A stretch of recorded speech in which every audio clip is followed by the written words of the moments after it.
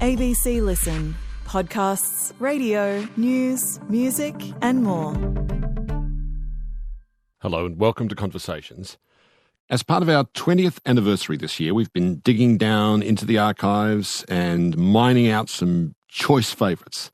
As you can imagine, it's been very hard to choose just 20 from all the amazing guests we've met over the years. Today it's my conversation with Sydney barber Charles Lomu. In a garage in Blacktown in Sydney's western suburbs, Charles Lomu is a youth worker who teaches young guys to cut hair.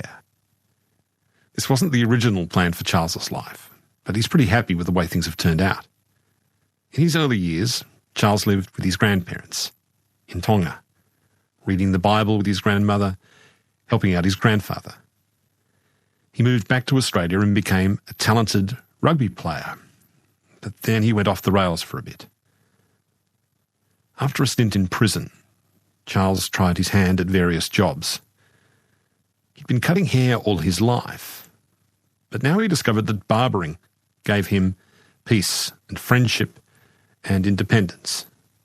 And more than that, it gave him an opportunity to lift up other young guys who were just like him once. Charles took in 5 apprentices and taught them not only how to cut hair, but also how to open up and talk and to make their way in the world. Hi, Charles. Welcome. How you doing, Richard? I'm well, sir. Thank you. You still do the barbering work, of course, in your barbershop set up in your garage. What kind of a setup have you got there? I've got a simple setup with just 2 stations, and I've got one station that I look after myself, and then next to me I have another station that I'm training my daughter in, and my wife also shares that station as well, so she does braiding as well, and together we deliver a service that's more focused on the type of hair culture that we're into, and that's urban style hair culture. And it's quite simple, and I just love the fact that it's in the home environment. It just helps my children see that there are other ways that they can make a living and still have time for family. You're known as Six Fades. What does that mean? 6 fades, yeah. So when I first started barbering, before I took barbering on as a career, I actually did some music, recorded an album, and I was signed to a record label, and I did some music, and my title, my artist name was 6 Pound, and which comes from a story that's tied to my village back in Tonga. What's the story? Can you tell it? Yeah, the story, it's my grandfather's village back in Tonga. It's called Leimatua in the island of Vava'u. And in that island, the story goes that they had this event that they were all preparing for a special noble that was coming by. And the women of the village were preparing all the catering and the food. And part of it was they made this order for these 6-pound tins of corned beef that were meant to be delivered to the docks the day before the event so that they could have it featured at the event. And what happened apparently was that the order came the day after the event. And so the women of the village went down to the wharf and to express their disappointment as the orders of 6-pound tins of corned beef came off the boat and landed on the wharf. They grabbed the tins and started just smashing the tins around the wharf. Right. And so the onlookers saw that the women of my grandfather's village were doing this, and they became labelled the 6-pounders. And so that was all my life growing up. Whenever we have a wedding or we have a special occasion in our village, the tins of corned beef always come out. And they do, and they perform this smashing on the ground. The ritual smashing of the corned beef. So this is an act of anarchy, and this kind of appealed to you as a musician at the time. That's pretty cool. Yeah. So I took on that title, 6 Pound, to pay homage to my grandfather. And then when I went into barbering, I went with the name 6 Fades, but now I've changed it to Lomu Fades. Right. It's a way of cutting the hair on the guys you can't? Yeah, it's a way of cutting the hair so that it graduates from a short length to a longer length, but we do it in an urban cultural way. So it goes from a skin fade from a razor length to like a longer length. But yeah, it's pretty fancy. Back in the day, you just asked for a blend. Right.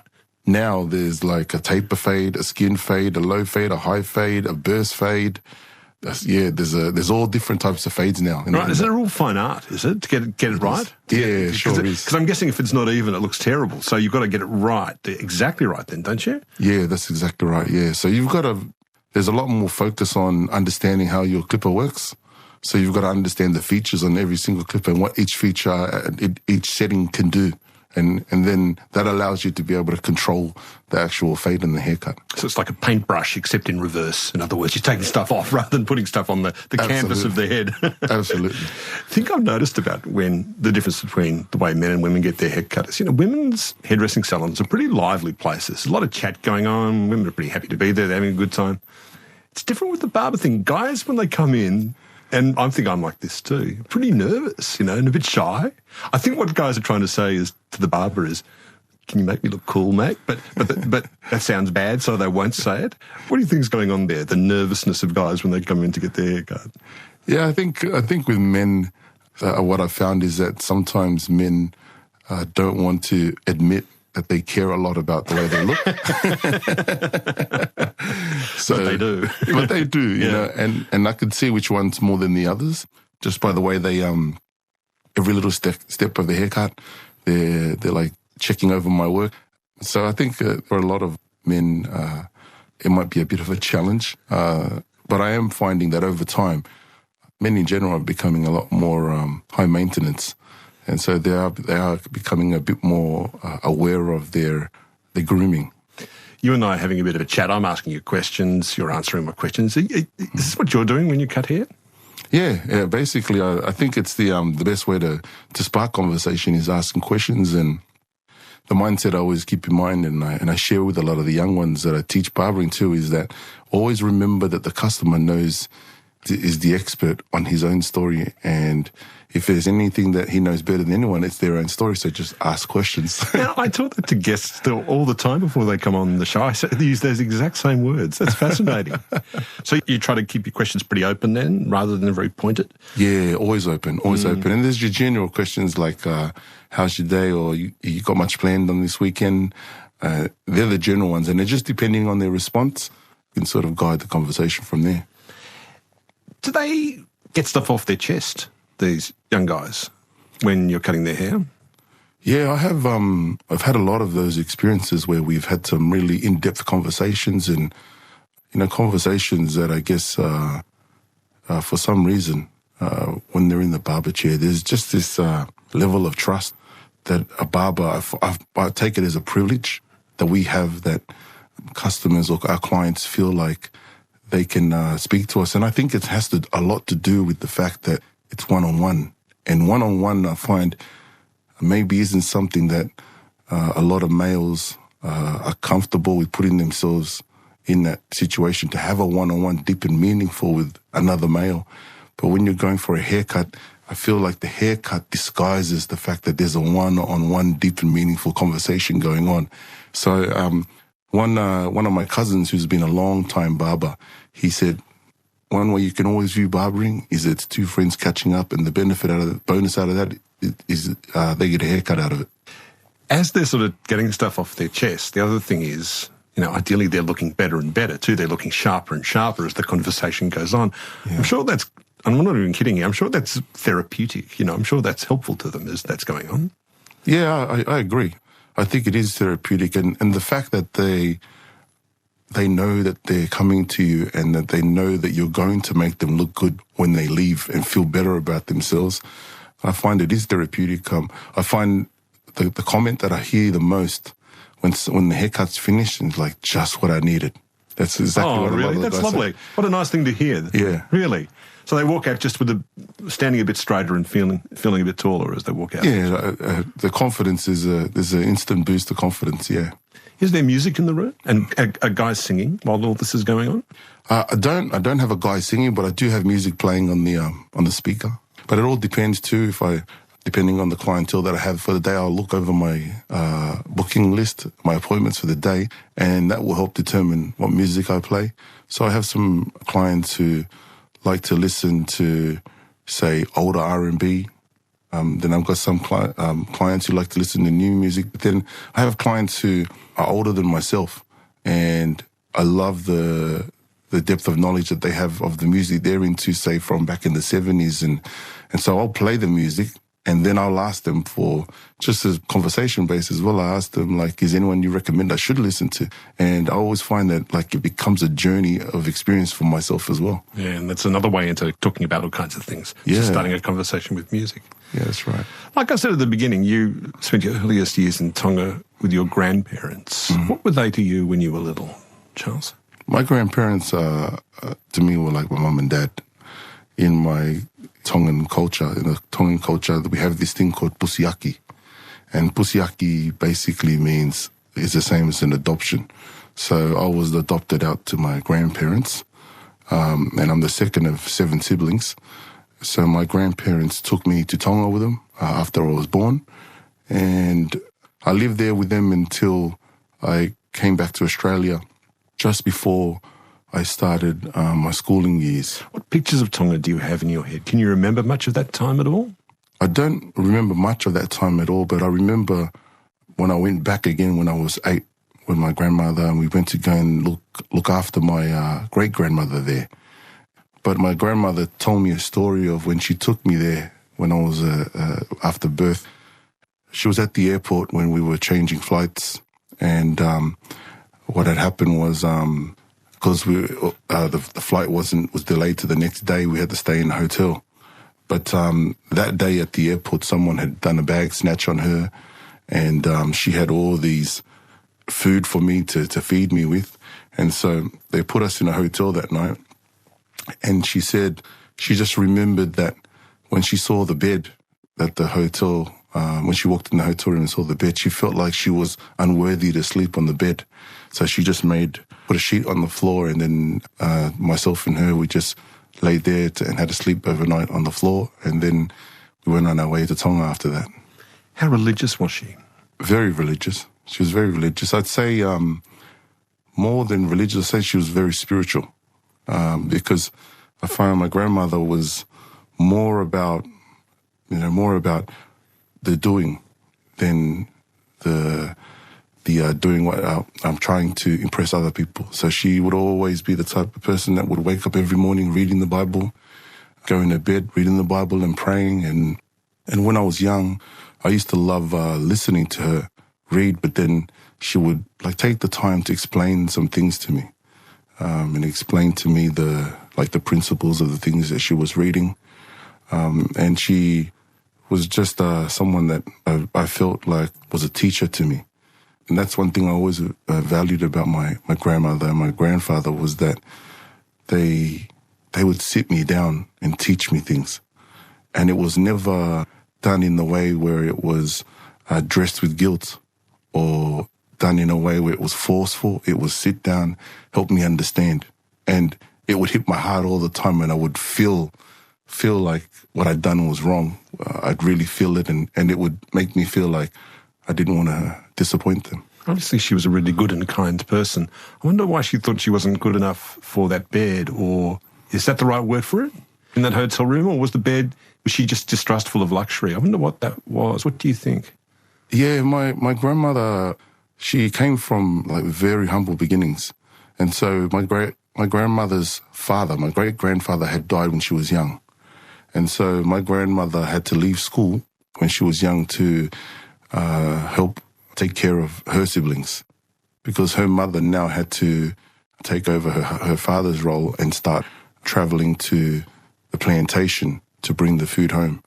And so she had to step into the mother's role and be the housewife to look after her younger siblings. And so my grandmother was always appreciative of just the simple things. And she wasn't used to luxury. So growing up, whenever we sat down to eat, and my cousins, we sat down to eat, and my grandmother would feed us all, and we were full. If there was any food left over, my grandmother would sit there and eat everybody's leftovers.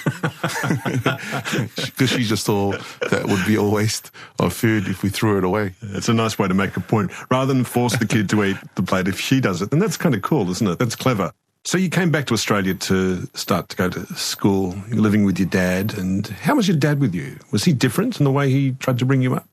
Yeah, I think it was a challenge for my dad because I looked at my grandfather as my father and I yearned to be my grandfather all the time. So when I came to live with my dad, I think the difference was my dad was feeling the pressure of working to provide for 7 kids or just trying to provide for a household and living in the Western world and in a hectic city. Hectic city, yeah. And trying to get used to just the hustle of the new life in the Western world. And so I felt like my father had a lot on his plate. And so I could see the contrast of my grandfather and my father's way of dealing with things. My father didn't have the time that my grandfather had to sit down with me, discuss, and quality time. So, my father was always working hard. When he came home, he was really tired. And so, yeah, I saw a big contrast in the quality time that I had with my father. But he was a man who wanted good for us. But, I think the pressure was a bit much for my dad. It sounds like your grandparents were really good at kind of communicating with kids in a kind of a loving and moral sort of way. Was your dad affectionate with you and your siblings? Well, my father's generation, I feel like affection was something that was meant to be just understood. Like you were meant to look at the hard work he was doing. You were meant to look at the fact that we have food in the fridge and to understand that he loves us. Right. That's got to be just understood. It's just implicit. Yeah, absolutely. And that's so... I never really heard the words "I love you" from my father. Was that seen as unmanly, do you think? To do that sort of a thing? I mean, I think it's interesting because the translation "ofa'atu" in Tongan, which means "I love you," we say it a lot in Tongan. It's actually such a normal part of the way we talk. So if someone leaves your house, you naturally say "I love you." Oh. But saying it in English, it seems so different because it's not a natural thing you would say. So growing up, I probably heard those words more when we were like being disciplined. So maybe it's more like, right. So maybe it's more like the local culture in Australia that was more like that, because we don't do that very often in Australia. Sometimes happens, but you don't traditionally say, "I love you" as someone's walking out the door. Yeah. Yeah. What did he want for you? He wanted for me and my brothers to all be professional rugby league players. Why rugby league players? What did he think that would do for you? I'm assuming he was a fan of the sport, but what did he think that would do for you? I think he thought that it would be the best chance for us to succeed, to earn a good living, and also help the family out, to help the family out financially and just set us up on a good path. So I'm not too sure at what point that became an idea of my father, but what I feel was when he took us down to the local football club, Elwood Saints, to start playing footy and started to see how much we enjoyed playing the game, and then started to really gravitate to understanding how the game works and I guess we probably were effective at it, and my father thought, this is probably a worthwhile investment. Did you enjoy it back then? Yeah, I think I enjoyed it. I think I really did enjoy it because I think playing at that time in my life, playing football in the club that I went to, it helped me to, I guess, learn how to just meet and start communicating with other people, to get used to people outside my family circle, because we have a tight family growing up. We only really stuck to ourselves. And so going to play football was my time where I got to hang around other people, I guess, or just be exposed to other people where we were doing something that we enjoyed, where there was a coach who became, invested in me as well, that was outside of my family. And I really enjoyed it. I found it fun when I was a kid, yeah. Who coached you when you first started? Tell me about this coach you had, because it sounds like she was a major influence on you as a kid. Yeah, we had a woman coach by the name of Robin Connor. Was that unusual at the time to have a woman coach for a bunch of big strong rugby league players playing boys? Yeah, I think it was. I didn't really recognise it at the time because she'd actually been coaching us since we were really young, under sevens, and just over the years she just remained our coach. Yeah, I honestly looked at her like a mother. She was an Australian woman, and I would spend a lot of time visiting, and they would spend a lot of time picking me up for games and just keeping me involved. And I just remember when they'd go away on family holidays, because they had a son that was the same age as me. His name was Luke. We became really good friends, so they'll take me away with them on holidays. And yeah, I really enjoyed just the life lessons too I'd learned from Robin. I still remember a time when we were sitting there watching another team's game, having a conversation with the boys, and Robin was invested watching the other game, and she was just observing the way the other players were playing. And we're just having a general conversation, and I swore in the conversation. And I saw Robin's attention just completely switch off the game. She turned her attention to me and she said, "What did you say?" And I knew straight away I must have done something wrong. and she basically, addressed it, and she said, "Don't you ever use that language." And I respected her so much for pulling me up. And I just respected the fact that this was someone that I had a lot of respect for. And when she pulled me up for that, like, I didn't have a problem with that. I was like, she's always been like a mother to me. So if she said this to me, she must really care about me. And so I listened to her. And there came the day when you were a teenager and the word came in that your grandfather in Tonga had died. Yeah. How were you told? My grandfather, when I was growing up, I always promised my grandfather, I would tell my grandfather and my grandmother that one day when I can drive, I will buy a car and I'll take you guys driving anywhere you want to go. And I will become your driver and traveling, because my grandfather never drove, my grandmother never drove. So I always promised this to them when I'd get older. And I remember one day I was asking my grandfather, "Would you ever visit Tonga again?" And he said to me, "I'd only go back there to lay to rest. That's the only time I'd go back there." So we had this conversation, and that was that. And then one year came during my teenage years, and my grandfather's getting ready to travel to Tonga. And so we're all saying goodbye to him, and I remember going to say goodbye to him, and he was really emotional. And I was like, "Grandpa, don't be too worried. I'll see you again. But he was really emotional. And so when he went to Tonga, he ended up passing when he was in Tonga. And when he passed, my mind went right back to that conversation we had where he said he'd only go visit again to be laid to rest. And so I was a bit like, the way the news came to me was, I was in bed. It was a summer holiday.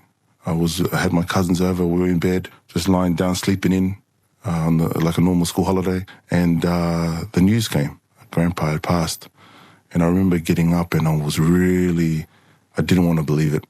And so I had to go over to the house where he lived, and everyone was there. And that's where I found out that it was true. It was a reality. And I lashed out. I just sort of was in a rage because I couldn't believe that it actually happened. I don't think I ever prepared for this moment, for this time. And so... Didn't you think it would come one day? And I mean, it's the way of the world. It's the way of things. You just weren't ready for it, though. You hadn't given it much thought. Yeah, it's true. You're right. It is the way of the world. And for some reason, I just never thought about them going, passing. I just took it for granted, I think, that I had them there all the time. I never thought about the fact that there will become a time where I would have to go on without them. I suppose it was a bit like losing a parent rather than a grandparent too, wasn't it? Yeah, it was. That's harder. I think it's one thing to lose a grandparent when you're a teenager, but to lose a parent. Yeah, that's how it felt to me. How it felt to me. It was the closest person in my life I'd ever lost. And so when I got the news, this was right on during the time where I was just starting to take rugby league from local level into representative level. And so my father had organised for us to attend some trials to start getting introduced into the younger grades in the NRL clubs. And so the club that we were going to trial first for was the Sydney City Roosters. And so when this funeral happened around the same time, I just thought, okay, I'll be going to Tonga for this funeral. I didn't think anything else of it. So what happened was the family gathered together and a decision was made that they would send a certain number of the family members over for the funeral. And I automatically thought I'd be included. And then I was told that I wouldn't be going because my father said I have to play the trial game for this rugby league game to try and make it into the representative club. And so I didn't have a choice in that. And that, I think, was something that really ate at me. And it'd feel like a betrayal or something. Yeah, I just thought, like, this is an opportunity to say goodbye I will never have again. My opportunity to say goodbye is right now. And so I had to live with that, but it was something that harbored a lot of resentment in me for that.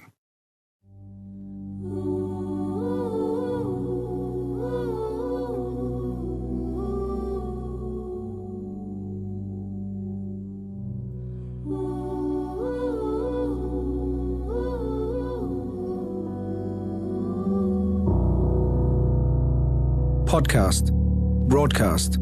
You're listening to Conversations with Richard Fidler. Hear more conversations anytime on the ABC Listen app or go to abc.net.au/conversations.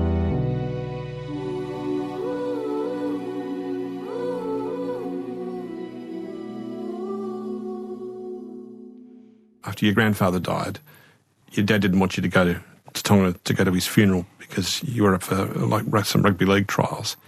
What did that do to your feelings about rugby league? It changed the way I viewed the game. It went from something that I actually really enjoyed playing, to becoming something that prevented me from having that opportunity to say goodbye to my grandfather. So poisoned it. Yeah. It was poisoned then. Yeah, and I sort of viewed that from that point on. I'm no longer playing this game for me. I'm now playing it for my father. And I just lost that personal enjoyment for the game after that. How self-destructive did you get at this time, Charles? Yeah, at this time I started drinking a lot, and I started to distance myself from people who were actually, beneficial, for me, the people that were actually like Rob and Connor, my grandmother. I started to distance myself because a lot of my cousins, I didn't feel like I could actually talk to them about this because they viewed him as a grandfather and they viewed their father as a father. But I viewed my grandfather as my father. And so for a lot of my cousins and that, even though they knew how close our relationship was, I felt like they couldn't really understand where I was coming from. So I kept it to myself and I started acting out in a lot of the habits that I picked up. So a lot of drinking, and then slowly a lot of the recreational drugs that came with it, and just a lot of rebelling against my parents.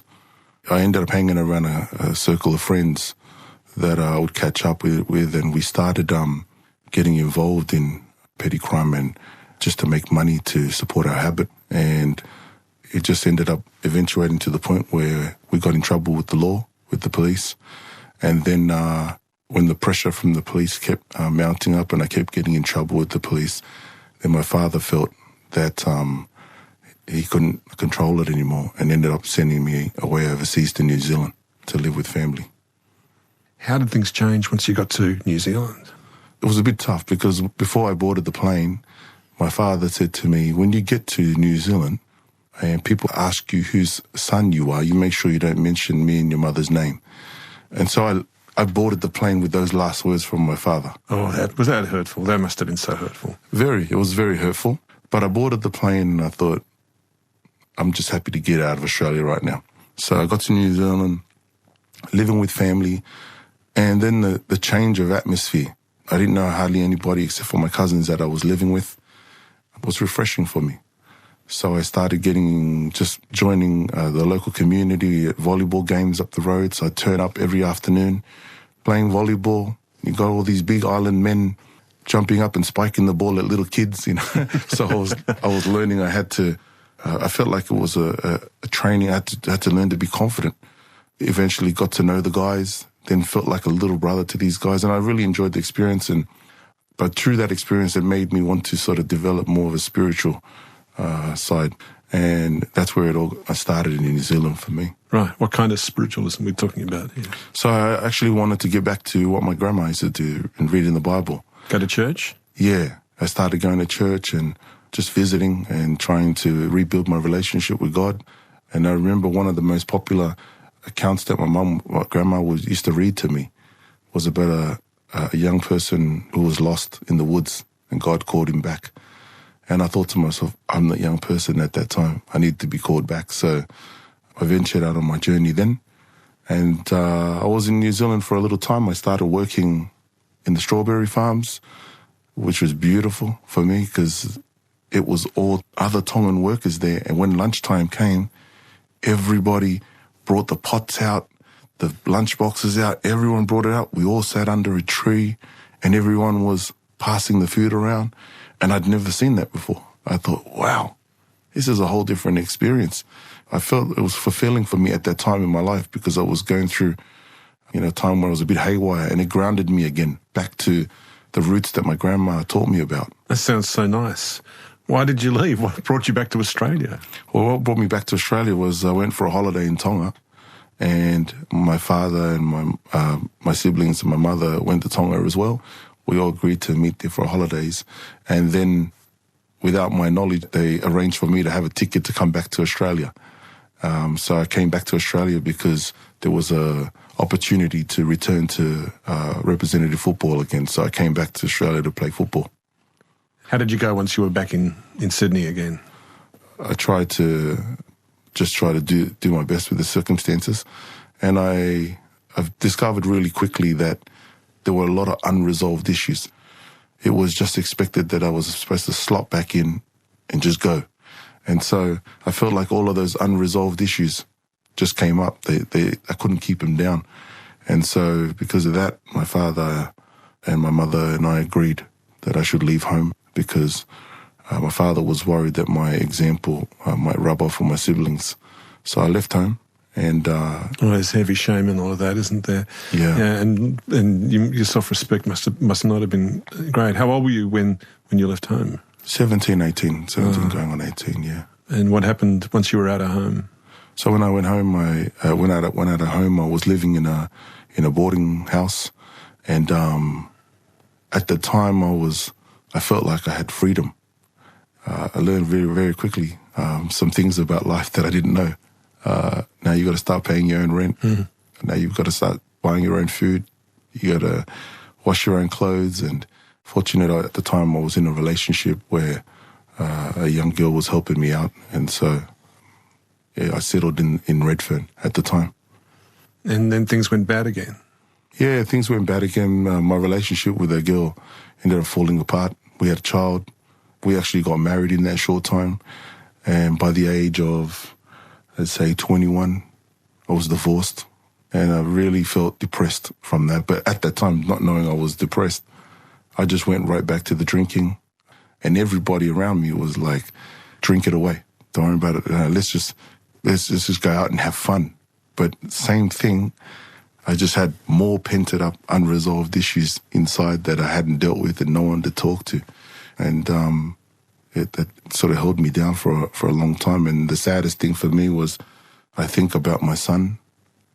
He had to endure an experience or some circumstances that he had nothing to do with. And that's something that I felt, always made that probably the most regretful experience for me. So you were sent to periodic detention. What did that mean? How does that normally work? You usually have to turn up at 5 o'clock at a point. They meet you, pick you up, then you get locked up until Sunday, and then you come out. It's like a last straw before you go into full-time lockup. And so I had to do that for 9 months. Right, to give you a taste of prison. So you go, well, I'm I'm not going to go there again. Yeah, that's exactly right. And I think the only reason why I had that as an option was because I had children and I had that I was responsible for providing for, so they were trying to give me a last chance. And while I was in there, I really started thinking about my spirituality again because I had stopped it. But in there, I found it really tough because of the atmosphere where everyone's trying to protect their manhood, you know. And for me, I never really bought into it. I felt when I was in there, I always felt like these aren't bad people. These are just people who made bad decisions. Because I'd have one-on-one conversations with guys and then I'd see how they were in the yard in front of everybody else. And I recognize that there's a big front going on for a lot of people. But I just struggled because you don't really have that kind of support sometimes in there unless you got someone motivating you. And that came during my time I was doing that sentence. A guy came in and it turned out that he knew someone else that was a mutual friend between us. And so... Was he a fellow prisoner or someone else, or a youth worker or something? So he was a fellow prisoner.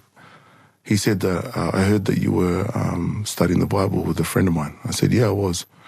He said, I was about to get baptized. And I said, how are you supposed to get baptized and you're here in jail with me? And then he said, before I decided to get baptized, I realized I had some warrants on my name and I felt that it wouldn't be right for me to go ahead unless I go and clear my name. And so he turned himself into the police station and he ended up inside with me. He helped me rebuild my spiritual journey up. And he's another big, formidable type of guy too. So when we both realized we were on the same journey, we were in different pods.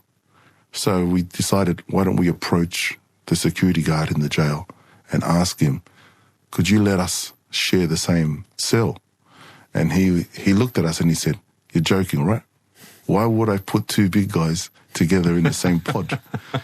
You guys were probably just trying to get together to try and take over or run amok in your pod.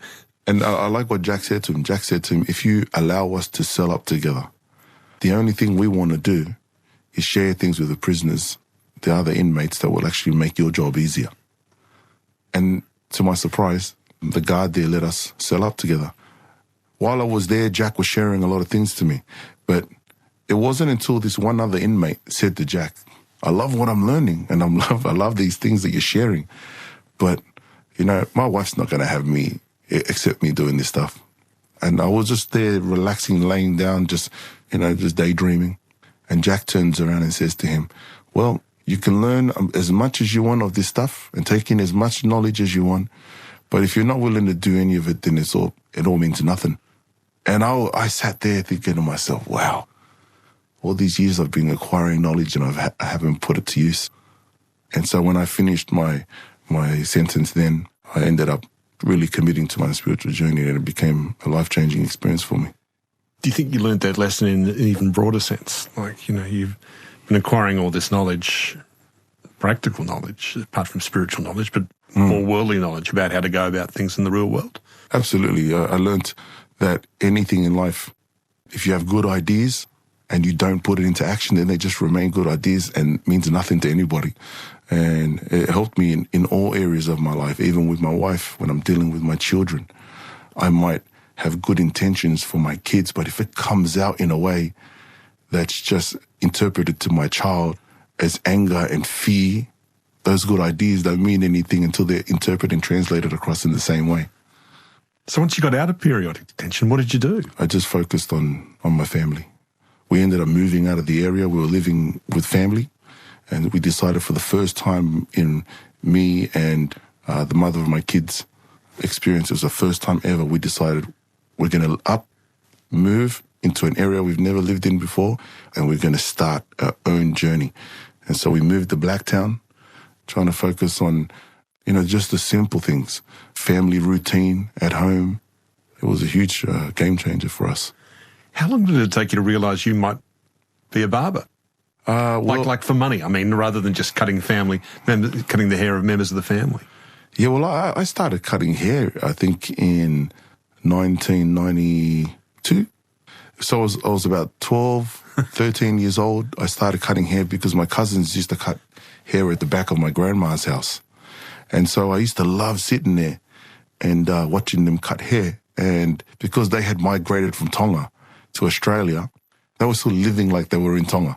So they were cutting each other's hair in the backyard. When my father was like, no, go get your haircut from the barbershop. So we'd go to the barbershop, but I'd go to my grandma's house to watch them cut hair, and I was more fascinated with that. And so they ended up letting me start to cut hair, and I got the love for cutting hair then. I was always cutting hair, cutting friends' hair, cutting family's hair. I was cutting hair after work. I'd come home and just cut hair for everyone and anyone that I knew. But then in 2014, cutting a friend's hair, and he said to me, it's actually scriptural for me to pay you for your services. It's the right thing to do. He said, because you're a man that's a father, and you're looking after a family. And while you're out here cutting my hair, I'm taking time away from your family. And it's also costing you electricity. And it's only right that a man should compensate another man for his services and his hard work. That was the plant. That was the idea that started it. And I was like, really? And then I had another friend who came for a haircut, and he comes with this little box that looked like a tissue box. And it was an empty little box. And he said to me, this is from my wife.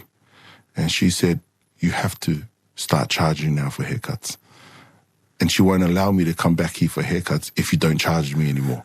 So I started off with $5 haircuts and just eventually just kept growing. And as my clientele base kept growing, I started slowly just decreasing my time for my day job and ended up doing barbering full-time from home. Did it let you reclaim the idea that you once had with Rugby League before the bad times, that you might actually enjoy what you do? Oh, I absolutely love what I do. And you're right. I think the thing that made me really go deep into thought was, I thought, how did it take me this many years to not see an opportunity in something that I love so much that was sitting right under my nose? George Orwell says the hardest thing in the world to identify is the thing that's right in front of our nose most of the time, or the hair on our head, maybe in this case. Absolutely. Indeed. So in 2016, you ran a 10-week course for 5 young Islander guys, mentoring them in the art of barbering. Tell me about the original 5, as they called themselves. It's kind of a thing, isn't it, the original 5? Yeah, the original 5 were a group of young guys from out Western Sydney.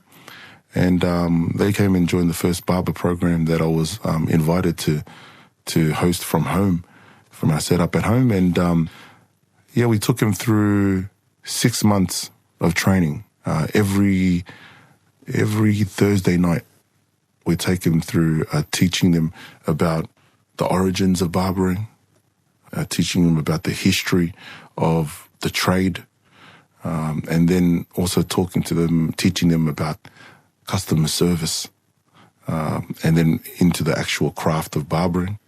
And then after that 6 months that we took him through that training, we ended up hosting an exhibition at the local art centre in Blacktown. And so these young guys had the opportunity to start cutting hair for people in the community who came to sit in the chairs over a period of time. I think it was like a couple of weeks or a month that we had that exhibition going. So they were now able to take everything that they learned in that 6 months and now put it into practice with people they'd never met before. So out of that original 5, one guy in particular, he was the one that probably was unsure of why he was there in the start. When we interviewed the original 5, I remember this guy named Kiko, he said to me, I asked him, what brought you to this program today? And he said, I only just tagged along with my other friend because he said that he was coming here, and he said, why don't I just come along? So he came along, and he actually turned out to be the guy that went on to manage barbershops, and he's still working as a professional barber today. I saw a story on the feed on SBS that Pat Abood did with you and those guys, and I heard them talk. They're lovely men. And what's interesting hearing them talk is, again, they have a lot of good language, emotional language. They can talk in a way that not a lot of young guys really can about how they think and they feel. Is that just like a kind of a fun, well, not a fun, but an interesting byproduct, or is this something you really want them to have? Like, this is what you have. Is this what you want them to have or want them to learn from you? Yeah, I think barbering is a platform that allows that for us to be able to share that with young people. And I feel it's something that's really, really important because going back when we talk about all those times when I never had an opportunity to talk about these unresolved issues and this painted up resentment, I felt like the way I expressed myself was opposite to, was really reflecting the way I was feeling. So with these young guys, I really wanted to give them the opportunity to learn how to communicate openly with other people, with all different walks of life, because I felt like coming out of school, you spend from the age of 5 to year 12, you're used to just spending most of your time around your peers. But once you leave year 12, in the big world out there, you've got to learn how to talk to all different people. And communication is key in the barbershop. Sometimes I feel like communication is so key that if you're great at your customer service and great at treating people and great at communicating with people, that you still be able to survive in this industry, even if your haircuts are shocking. I think people remember more how they feel at the end of the day. So if you know how to treat people in a way where you make them feel important, and your haircuts can be average, you still be able to make an honest living.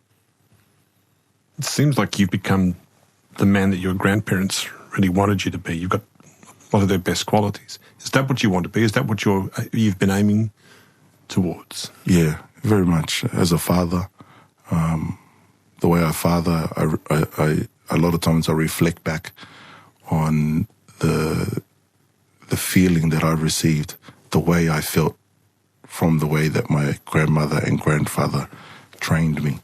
So with my own children, as they get older, I notice every single part of their journey requires a different type of father. So when my older children went into teenagehood, some of the things that I thought I had a hold on, taught me that I need to adapt here. And so one thing I keep in mind all the time is asking myself is, how did I feel when I was at that age? And what do I wish was said differently to me that would have allowed me to respond differently? And so a lot of those times I tune back into how my grandfather and my grandmother conveyed a message to me.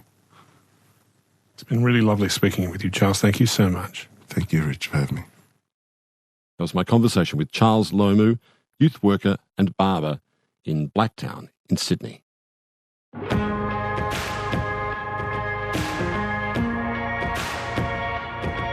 Conversations.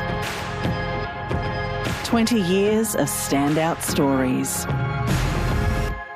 We've been having a wonderful time plunging into the archives.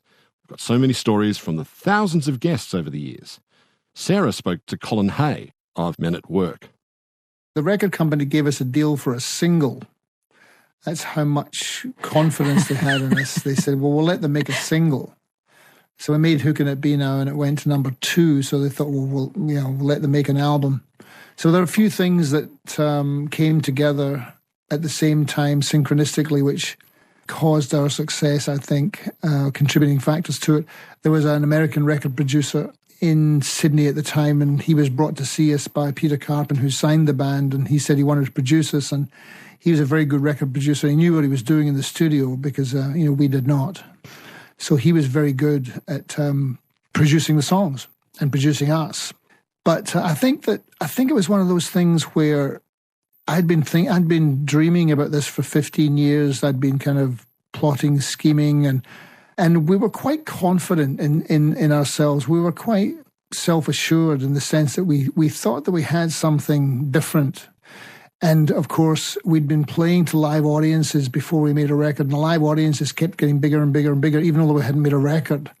So we were playing to sometimes 1,000 people in Melbourne, and that was ridiculous, and we didn't have a record deal or anything, So we knew that people liked what we did. But when the first album hit, it was really, this is just kind of snowballing, little spot fires all over the world. America was the last country to really pick up on the band. So we had between 6 and 9 months before they finally kicked in over there. It felt like we were in control of what was going on. But of course, you're trying to you're trying to cope, really, you know. Yeah, and you do the best job you can, really. And I thought I knew everything, and it turns out that I knew nothing. Well, what did you think you knew? What do you mean? Things like, I believe you kind of hit certain periods of your life where instinctively you're supposed to hit your stride, you know. And I seemed to hit my stride at the right moments. I recognized that. I recognized that there was something outside of myself which was at work here, and I just had to respond to it. So I found myself standing in the light, and you go, wow, I'm in the light. So you respond to that, and you got to step up. You got to perform, or else you shy away from it, or else you sabotage it. You know, you could do all kinds of things to mess it up. You know, and I wanted to do greater and greater things. And with a lot of things, I think where you have 5 or 6 men together, communication skills are very limited. And I think that Men at Work essentially was a very huge thing. It was a huge thing which was kept very small by what I consider to be small-mindedness and people not recognizing the phenomenon of what we were, you know. Having said that, probably it wasn't a band that was really destined to go the distance, like a lot of bands do. I have great respect, whether it's the Rolling Stones or U2 or other bands you mentioned, you could think of that seem to, stand the test of time and there seems to be some kind of soul or unifying force within the band. And that's what we didn't really have in the end, which was really the sad aspect of the band Men at Work. The band Men at Work was definitely, it was 6 people, 5 people on stage. We had a manager as well. And the 6 of us created the success to become the biggest band in the world. And then all of a sudden, we were not. A few years ago, you reached out to a young musician, Justin Bieber, who on the surface seems to be a very different sort of musician from you. What could you relate to in what was happening to him, or what could you see as the possible pitfalls that I guess you must have had to negotiate when your career was in that kind of place? I think that at that particular time, I felt for Justin Bieber because everyone seemed to be slamming him for his behavior, and everyone seemed to be negating or minimizing his talent. What I felt that I wanted to express to him or to anybody for that matter, but at that particular time, he was just the guy that was kind of seemed to be getting hammered by everybody. That the thing that will never leave you is your talent, is your ability to do the work. The phrase that I always come back to, which I firmly believe in, is that if all else fails, creativity can always be a salvation. People can't take that from you. That's Colin Hay. If you'd like to hear the whole of that conversation, please go to our website. This conversation was recorded on the lands of the Gadigal people. It was produced by Alice Moldovan. Executive producer of Conversation's 20th anniversary collection is Carmel Rooney. I'm Richard Fidler. Thanks for listening.